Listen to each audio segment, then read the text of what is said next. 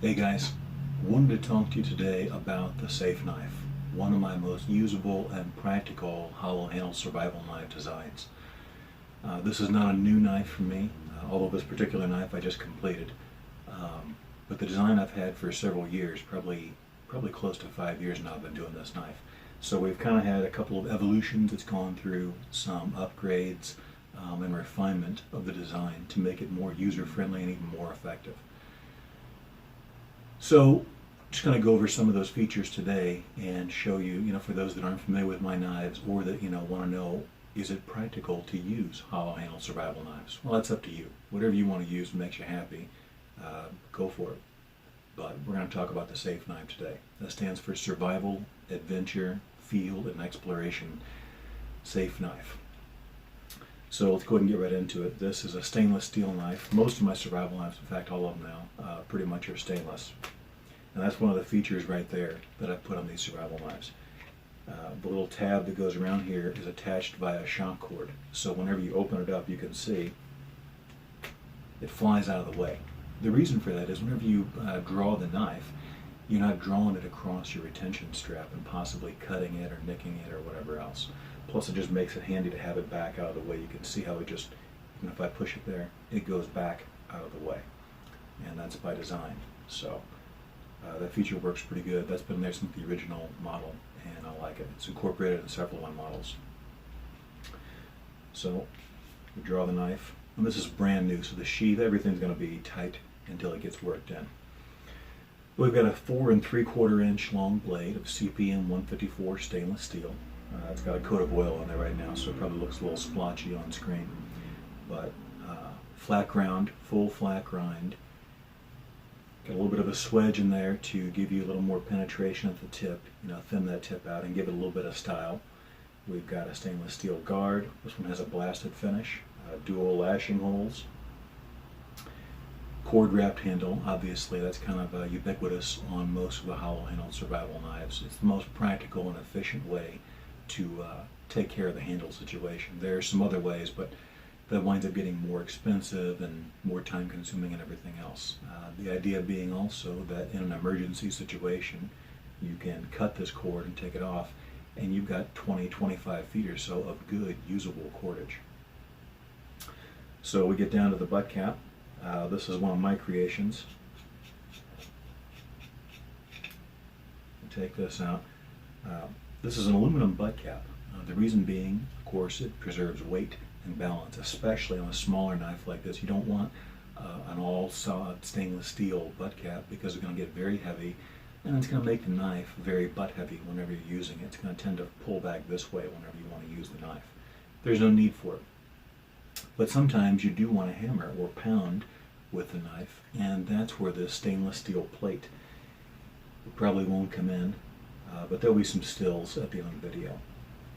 And there's a stainless steel plate that's been permanently affixed to the butt cap, and that gives you the ability to hammer or strike with the knife, and it won't gouge and ding up like the softer aluminum will. But it also preserves the weight by only being a thin plate of stainless steel instead of the whole thing being stainless steel. Lanyard hole, obviously, and then we come down to this little guy. Probably definitely one of the things I get the most emails and questions about is, why don't you put the compass in the butt cap? And I've gone over this a number of times if you've gone through my Instagram feed or my YouTube videos. I think I address it somewhere on my website. But the bottom line being, I don't put the compass there because I don't think it's a real good idea. It's not a bad idea. But to me, putting the compass there means every time you want to take a bearing, you have to draw the knife, take the cap out, take a bearing, and then put the whole deal back away just to shoot a bearing.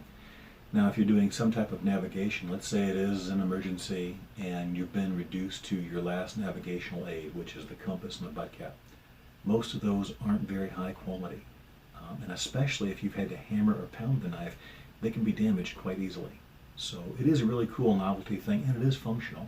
Some people have never had any issues with the butt caps and the compasses. I've had them break when hitting with them, so I just decided not to put them in there. Instead, we do the ferro rod. And again, I've gone over this in other videos, but just for the sake of being thorough, we have a ferrocerium rod here for striking fires. Throws sparks, so You know, the idea being matches are great, but you can only fit 10, 15, maybe 20 or something like that matches inside the hollow handle, and then that's all you can put in there. This works when wet. You're going to get hundreds, if not possibly thousands, of strikes out of this ferrocerium rod, which will allow you to create many fires and have a sustainable source if for some reason that becomes necessary. Instead of just having it be a short little rod that you have to hold on, we put this threaded sleeve on here. The butt cap is threaded. There's also a divot that is machined in there should you ever want to practice primitive fire like bow drill or something like that. You can hold on to the cap like this and use this as your bearing block when starting primitive fires via the bow drill or some other similar method. And it does work. Is it the absolute best solution? Of course not. But this just means one less piece you have to fabricate if you find yourself using a bow drill fire for whatever reason. So we have the ferrocerium rod. It threads right in there. Now you hold it, support it with your index finger just like that, and then you would take the knife here and just strike it, and that's going to throw your sparks and you're in business. Drop these 1 second. Also in here, I sometimes put different things in the handle depending on what I've got on hand and in stock and what the customer requests. These are just a couple of tender tabs, quick tender, something like that. They work really good. You can kind of rough up the edge and they take a good spark from the ferrocerium rod, and these will burn for a minute or 3 depending on your conditions. And it's a lot better than just having to ignite wood dust or something like that when you're fighting the wind or the cold or whatever the case may be. So there's plenty of room. These, I only put 2 in here just so they don't get stuck for the purpose of the video. But you put this back in there.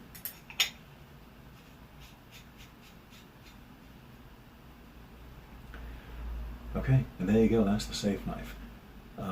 There are a number of other smaller features, but the idea with this being wanted something that was practical, something that was lightweight, and something that was going to be effective for actually using on the trail.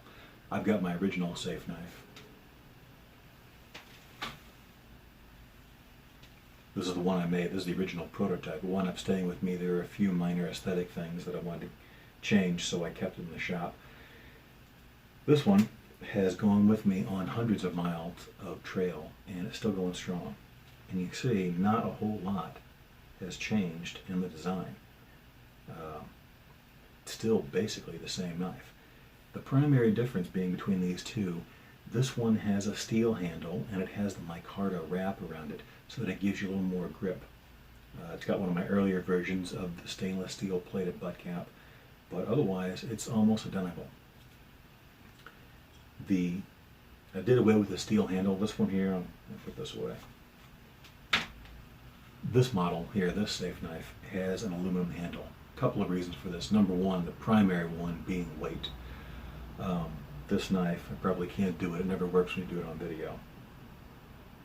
But even with an aluminum handle, it balances somewhere around right there.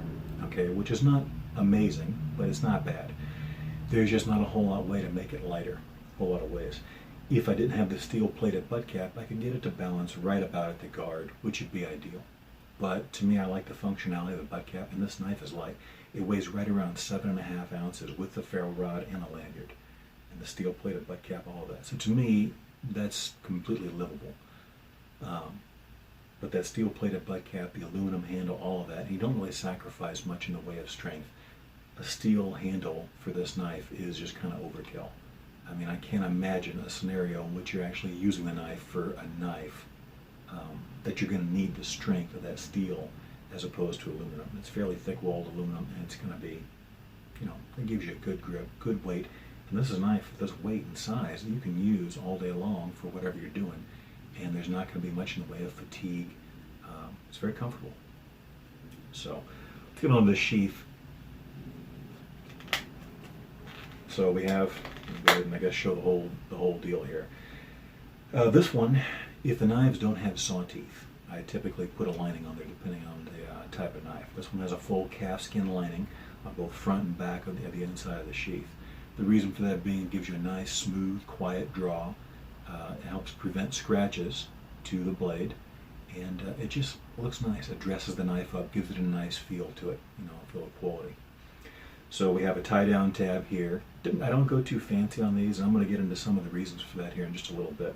But let's go ahead and address the pouch here first. We got a little tin. I pull this out. Everything is tight. This knife was just completed. So if we don't put the compass in the butt cap, what do we do? Well, in here, put in a couple of these tender tabs.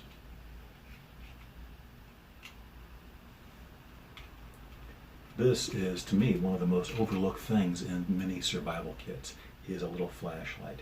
And this little guy is great. I leave the clip on here because you never know, you may need it to hang it from, or it may be used in fabricating, who knows what around camp or in an emergency. Everything is useful, especially if it's made of metal or has wire. So we leave that on there. And this little light, I'm not going to shine it right in the camera, but it does a pretty good job. It's a whole lot better than nothing. It's very small, very light, and it puts out a lot of light for its size.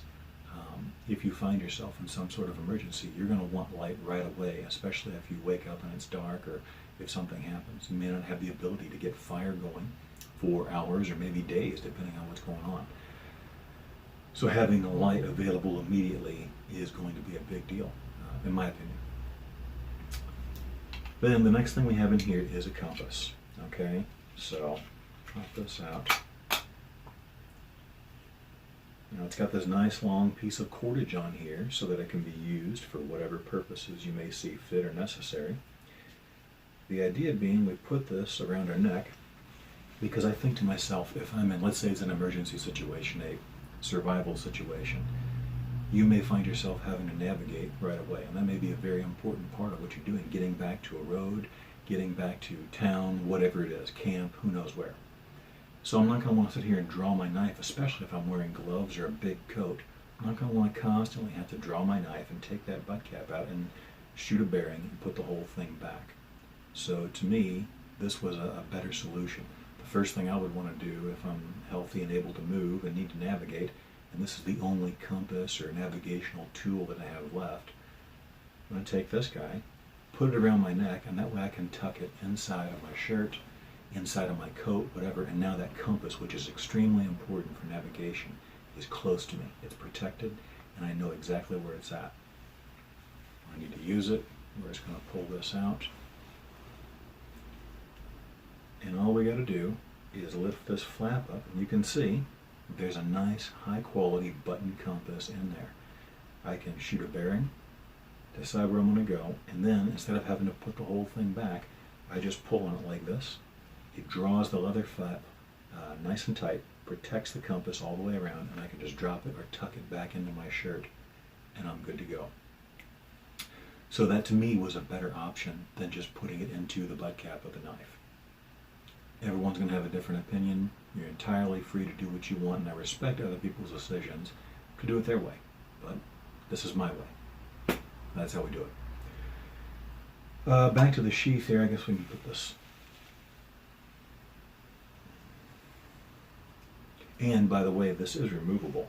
So let's say you don't want the weight or the size, although it doesn't weigh much. You don't want the size of this leather cover. You can just pop the compass right out and stick it into the tin, and you're good to go.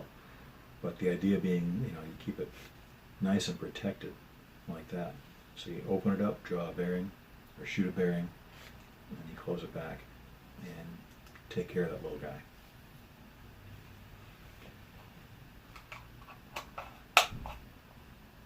The back of the compass, again, we have our retention tab, our tie-down tab for tying cordage around your leg or whatever. That isn't quite as necessary on the smaller knife, but it's there in case you use the sheath in some other configuration, or if you want. It's not going to move around a lot, but you never know, especially whenever it has the pouch. This guy right here, I don't have a retention or a tie-down tab on. I don't really need it because this knife is smaller. It doesn't have the weight and the size of the pouch and everything. But it's something I put on there now. And that's one of the things, just like with the back, let me go ahead and go over this. This has a lift the dot snap, which I love. These things are great. They're very robust. They're loud clicks. You've got good retention, and they can only be opened in one way, and that's by pulling straight out. Boom, it comes right out. Now you can put this thing on your belt or your pack or wherever without having to undo your belt and take all your gear off and waste all that time, especially if you're wearing heavy clothing or gloves or something like that. And this is a feature I've discussed before, but I've started doing this on almost all of my knives where possible, is instead of stitching in the retention tab and the belt loop and all this other stuff, I've started putting them on here via these screws or rivets. And the reason for that being, number one, it gives the strength of those rivets, those screws, to hold everything down, including the top of the sheath there, so it makes it very strong. And also, if you ever damage it, whenever I make these things, I always think to myself, okay, if someone actually uses this tool, if they damage it or tear it up, how are we going to fix it and repair it and get them back into business? And whenever you stitch this in, you can totally repair it. That's how I made them, for years. But you got to sit here and rip out all this stitching and rip the whole sheath apart and stitch on a new belt loop if it comes to that. It's almost easier at that point to make a new sheath. It's a lot of work, and you wind up tearing something up in the process a lot of times. So the idea being with this, if you manage to tear up the belt loop or whatever, you can sit here and just pop out these 4 bolts and you're in business. You put a new one back on, send it to me, I'll make you one. You can make your own, whatever it is you want to do. And there you go. And it's the same kind of deal with the tie-down loop here at the bottom. Instead of being stitched into the inside of the sheath or whatever, it's stitched just to the back of the outside. The idea being so you can replace it if you ever have to. Just this one line of stitching is all that's affected. You can cut that out, make a new one, and stitch it in place. Ostensibly, that's something you could even do in the field if necessary. So that's kind of the idea. There's the S.A.F.E knife, and I probably missed something, but hopefully that covers most of it. Thank you very much for your support, and hope the video was interesting. Thank you.